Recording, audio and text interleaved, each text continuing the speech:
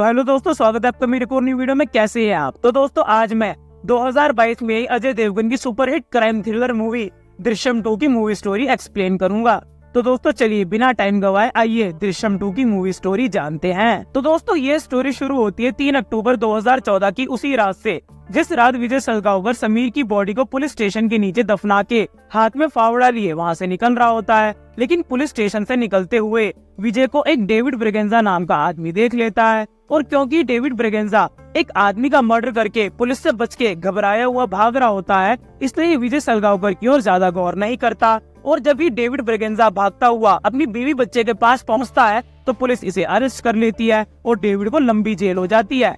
तब फिर स्टोरी जाती है 7 साल आगे, जहां दिखाया जाता है कि विजय सलगांवकर अब एक थिएटर का मालिक बन चुका है, जो अपनी बीवी नंदिनी और अपनी दोनों बेटियां अनु और अंजू के साथ एक खुशहाल जीवन बिता रहा है। और क्योंकि विजय सलगांवकर एक पिक्चर भी बनाना चाहता है, इसलिए विजय बहुत लंबे टाइम से एक फिल्म राइटर मुराद अली के संपर्क में है, जिनके साथ विजय आए दिन अपनी पिक्चर की स्टोरी डिस्कस करता रहता है। लेकिन वहीं दूसरी तरफ अंजू को मिर्गी के दौरे पड़ने की बीमारी होती है, जिसकी वजह से आए दिन अंजू को सैम की केस के चक्कर में दौरे पड़ते रहते हैं और पूरे शहर में अंजू और सैम को लेकर गलत अफवाहें भी फैली होती हैं। और वहीं दूसरी तरफ विजय सलगांवकर के पड़ोस में जेनी नाम की एक औरत अपने शराबी पति के साथ रहती है, और इस जेनी की विजय सलगांवकर की पत्नी नंदिनी के साथ काफी अच्छी दोस्ती होती है, जिसकी वजह से आए दिन जो नंदिनी और जेनी है आपस में बातचीत करते रहते हैं। तो फिर सैम की डेथ एनिवर्सरी वाले दिन मीरा और महेश वापस इंडिया आते हैं और महेश विजय से मिलने उसके थिएटर जाता है, जहाँ वो विजय से उसके बेटे के अस्थियों के बारे में पूछता है। लेकिन विजय महेश को कुछ भी नहीं बताता।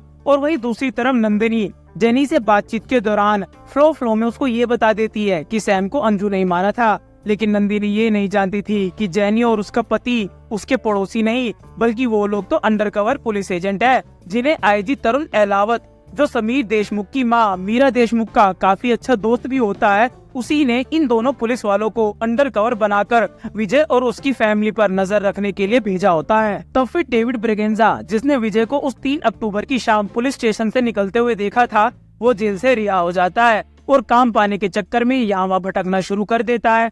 तब डेविड के कान में एक बात लगती है कि पुलिस समीर देशमुख की लाश ढूंढ रही है और विजय सलगांवकर के खिलाफ सबूत इकट्ठा कर रही है। और तभी डेविड को याद आता है कि उसने उस दिन विजय को बन रहे उस पुलिस स्टेशन में कुछ दफनाकर निकलते हुए देखा था। और ये बात डेविड सीधा जाकर आईजी तरुण अहलावत और मीरा देशमुख को बता देता है, और ये बात बताने की डेविड मीरा देशमुख से 10 लाख रुपए भी लेता है। तब फिर ये बात जानकर मीरा, उसका पति और आईजी तरुण अहलावत सब हैरान रह जाते हैं। फिर पुलिस स्टेशन की खुदाई करी जाती है, जिसमें से पुलिस को एक कंकाल मिलता है। और क्योंकि विजय ने पुलिस स्टेशन के आसपास अपने सीसीटीवी कैमरास भी लगा रखे होते हैं, इसलिए विजय को भी ये बात पता चल जाती है। तब फिर कोर्ट में समीर देशमुख के केस को फिर रीओपन किया जाता है और पुलिस की डिमांड के अकॉर्डिंग कोर्ट विजय और उसकी फैमिली को इंटेरोगेशन के लिए पुलिस के सामने आने के लिए कहती है। और जब विजय और उसकी फैमिली पुलिस स्टेशन जाते हैं तो वहाँ उन्हें पता चलता है कि जेनी और उसका पति अंडरकवर पुलिस एजेंट है, जो उन पर नजर बनाए रखे हुए थे।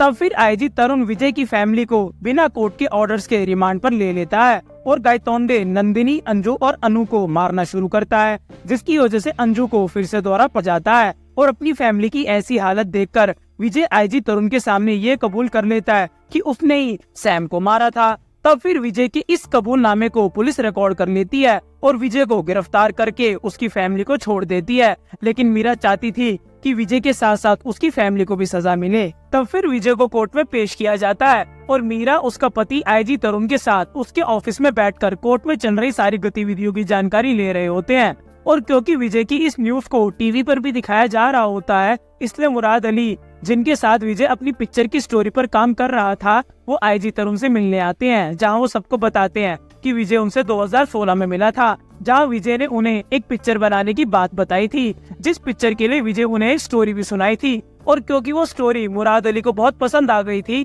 इसलिए वो तुरंत विजय के साथ उस पिक्चर पर काम करने के लिए मान गए थे। तब अचानक से आईजी तरुण को कोर्ट से गायतोंडे का कॉल आता है, जहां वो कहता है कि विजय पुलिस को दिए हुए कबूलनामे को लेकर कोर्ट में पलट गया है। और विजय ने कोर्ट में ये कह दिया है कि ये स्टेटमेंट पुलिस ने उससे जबरदस्ती ली है। तब आईजी तरुण मुराद अली से विजय की वो स्टोरी पूछता है और वो स्टोरी विजय और उसकी फैमिली के साथ चल रहे इस केस के साथ डिट्टो मैच खा रही होती है। और क्योंकि विजय इस कहानी का कॉपीराइट ना खो दे, इसलिए विजय ने इस स्टोरी को एक बुक के रूप में मुराद अली के नाम से पहले ही मार्केट में पब्लिश करवा रखा होता है। लेकिन इस स्टोरी को बुक की फॉर्म में पब्लिश करवाना तो विजय की चाल थी, क्योंकि कोर्ट में विजय की वकील उसी बुक का हवाला देकर ये कह देती है कि पुलिस ने इसी बुक को पढ़ के विजय के खिलाफ ये सारी प्लानिंग बनाई। और मुराद अली आईजी तरुण से कहते हैं कि ये तो बस शुरुआत है, असली ट्विस्ट तो विजय ने इस स्टोरी के क्लाइमैक्स में उन्हें बताया था। और वही दूसरी तरफ कोर्ट में पुलिस स्टेशन से निकले उस कंकाल की डीएनए रिपोर्ट जज साहब को दी जाती है, जिस रिपोर्ट से ये पता चलता है कि पुलिस स्टेशन से निकला वो स्केलेटन समीर देशमुख का है ही नहीं। और जब ये बात आईजी तरुण और सबको पता चलती है तो वो हैरान रह जाते हैं। तब आईजी तरुण मुराद अली से पूछते हैं कि वो क्लाइमैक्स क्या है।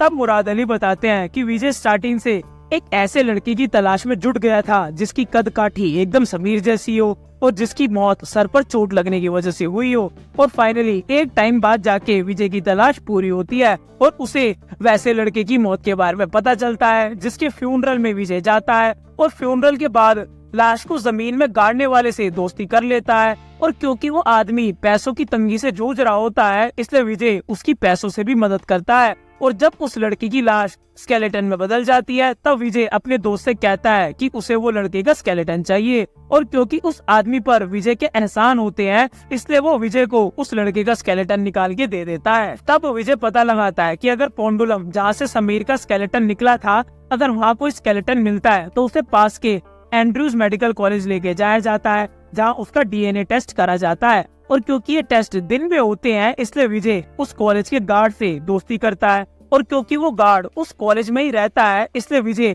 उससे मिलने के लिए वहाँ आता जाता रहता था। और जब पुलिस समीर के स्केलेटन को लेके एंड्रयूज मेडिकल कॉलेज पहुँचती है तो विजय उसी रात कॉलेज अपने उस गार्ड दोस्त के पास जाता है। और जब रात को वो गार्ड सो चुका होता है तब विजय चुपके से चाबी लेता है और एविडेंस रूम जहाँ समीर का स्केलेटन रखा होता है, वहाँ समीर के स्केलेटन को अपने साथ लाए उसी स्केलेटन से बदल देता है जो विजय ने अपने एहसानमंद दोस्त से निकलवाया था। और समीर के स्केलेटन को समुद्र के किनारे ले जाकर एक केमिकल डालकर गला देता है। और क्योंकि विजय ने स्केलेटन ही बदल दिया था, इसलिए डीएनए रिपोर्ट में कुछ और ही आता है। और इसी के साथ विजय फिर से पुलिस को बुरी तरह मात दे देता है। तब फिर जज साहब विजय को पर्सनल बॉन्ड पर छोड़ देते हैं और आईजी तरुण को मिलने के लिए अपने चैम्बर में बुलाते हैं, जहां आईजी तरुण जज साहब से कहता है कि कौन सोच सकता है कि एक मामूली केबल ऑपरेटर ये सब प्लान कर सकता है। और वही दूसरी तरफ कोर्ट से बाहर निकलते वक्त विजय मुराद अली को मीरा और उसके हस्बैंड के साथ देखता है और बिना कुछ कहे आगे बढ़ जाता है।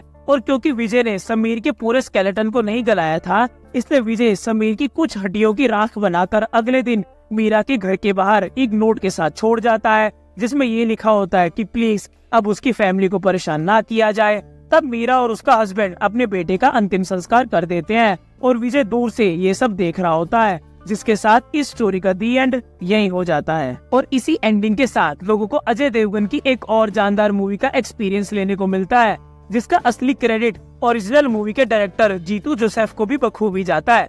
तो दोस्तों ये था मेरा मूवी स्टोरी एक्सप्लेनेशन इस दृश्यम 2 का, एंड आई होप आपको मेरा ये मूवी स्टोरी एक्सप्लेनेशन पसंद आया होगा। तो अगर आपको मेरा ये वीडियो पसंद आया तो वीडियो को लाइक करें, चैनल को सब्सक्राइब करें और जो बेल आइकन है उसको ऑल पे रखें, क्योंकि जैसे ही मैं कोई बढ़िया वीडियो डालूं उसका नोटिफिकेशन सीधा आप ही के पास तो जाए। मैं मिलूंगा आपसे अगली वीडियो में। बाय।